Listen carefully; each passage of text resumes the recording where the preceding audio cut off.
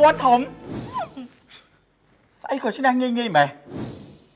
ហេបោកទីដឹង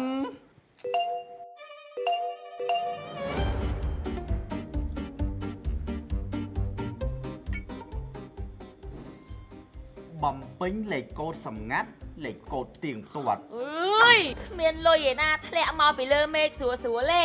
ហើយចង់និយាយចឹងមែនអូណែប្រយ័ត្នចាញ់បោកគេវើយ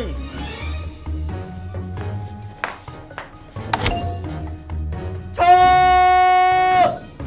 អូយតាម ប្រយ័ត្នចាញ់បោកគេវើយកុំថាអញបានប្រាប់បើជួយទៅចាញ់បោកគេបើថយមកកណ្ដាលបានលុយកុំឲ្យម៉ែថាយើងទារលុយគាត់ច្រើនពេក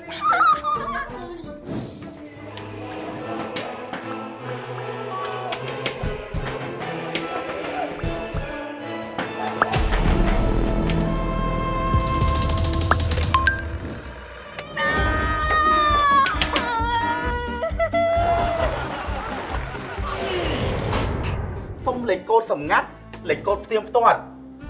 អើយនេះជាវិធីបោកលុយថ្មីរបស់ពួកជនខិលខូចដែលវាតែងតែប្រើ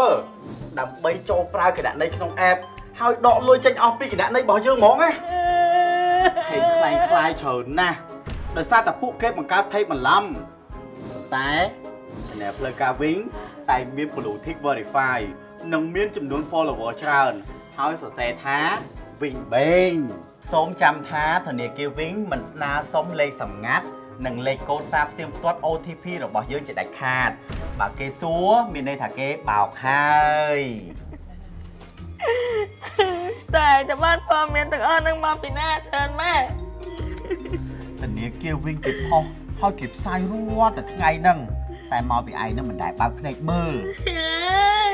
វាគ្មានលុយធ្លាក់ពីលើមេឃឯណាឲ្យយើងស្រួលអញ្ចឹងទេអាហ្នឹងហើយអញប្រាប់មិនស្ដាប់គណនីរបស់លោកអ្នកមានបញ្ហា